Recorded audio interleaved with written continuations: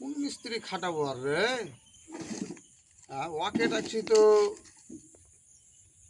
বাড়ি থেকে কাজে আসছে, কাজের সাইডে আছে, হ্যাঁ দু একদিন কাজ হয়েছে আর বলছে ভাই বন্ধন লাগবে, লোন লাগবে। তো এই সবগুলো তো খুবই বেড়ে পড়তেছি আমরা। তো এইসব ব্যার থেকে কিভাবে উঠতে পারবো?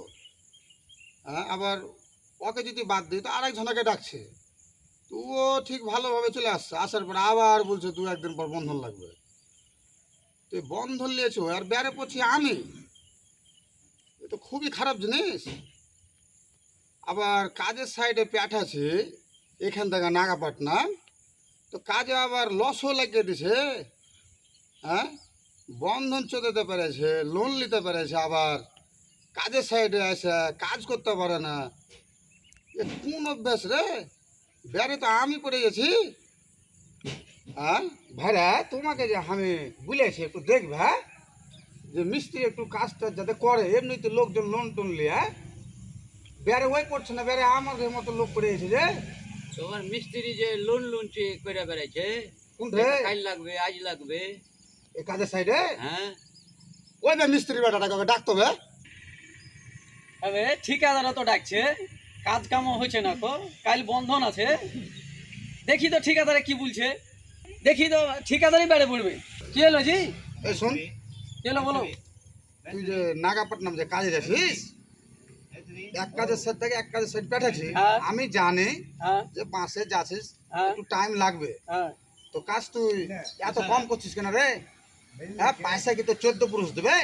আর তুই বন্ধন নিয়ে এসছিস, লোন নিয়ে এসছিস, ওটা তোর ব্যারেন্টে থাকবে, আমার ব্যারেন্টে থাকছে কেন রে? তুই কাজ করবি, তোকে আমি পয়সা দেবো। হ্যাঁ, ইয়ে কি খাসলো তোর ব্যাস? তুই বন্ধন যেখানে লেছিস তুই সেখানে টাকা দিবি, আমার কাছে কাজে এসে রীতিমতন তুই কাজ করবি বে। তো এখান থেকে যাওয়া আসা করে একটু কাজ কম হবে না? যা আসা করে মানে তুই যা আসা করে 1-1.5 ঘন্টা লাগে, 1-1.5 ঘন্টা বাদ দিলে কতটা টাইম পাচ্ছিস? আর কাজে তুই লস লাগিয়ে দিছিস। হ্যাঁ, এভাবে কাজ করলে আমি বাঁচবো? আমি তো শেষ হয়ে যাবো। তাহলে অন্য কাউকে পাঠাতে হবে। দেখো কি বলছো, তাহলে হিসাব করে ছেড়ে দিতে হবে। তোমার এখন লোক কম আছে, তুমি দেখবে। অন্য কাউকে মানে আমি তোকে নিয়ে এসেছি বাড়ি থেকে, এখানে অ্যাডভান্স দেওয়ার পরে তুই আবার এখানে জ্বালাছিস, একদিন কাজ না হতে হতে তুই বলছিস যে আবার বন্ধন লাগবে আমার 2 দিন পরে। এইসব বেড়ে গেলে কিন্তু ফেলে কিন্তু খুব ভুল করছিস তোরা। বন্ধন লাগবে, বন্ধন দিতে হবে। বন্ধন আমি তোকে আর দিতে পারবো না খো। আসসালামু আলাইকুম। যাই হোক, এই যে সব বন্ধন টন্ধনগুলা কিছু মানুষ লিছে, নেওয়ার পরে কিন্তু বিদেশে বড় বড় সমস্যা হয়। সমস্যা হয়ে যাওয়ার পরে ঠিকাদারও মোটামুটি বেড়ে পড়ে, লোকজনও মোটামুটি বেড়ে পড়ে। লোকের কীরকম বেড়ে পড়ে, লোকজন এক কাজের সাইড থেকে আরেক কাজের সাইড যায়, ইনকামটা ওরই কম হয়। আর সব থেকে মেন জিনিস কী জানেন?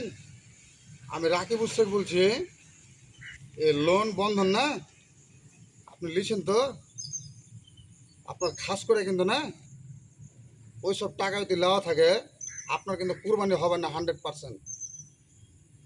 আপনি এই জায়গাতে ফিরে আসেন, আল্লাহর কাছে মাপ চান, আল্লাহর কাছে ক্ষমা চান, যাই ভুল করেছেন না কেন আল্লাহ আপনাকে ক্ষমা করে দেবে। কিন্তু ওই সব টাকা যদি থাকে না আপনার কুরবানি হবে না খো। আমার কথা কিছু মনে করিয়েন না খো, যদি আপনি দুঃখ পান আমাকে মাফ করিয়েন। আসসালামু আলাইকুম।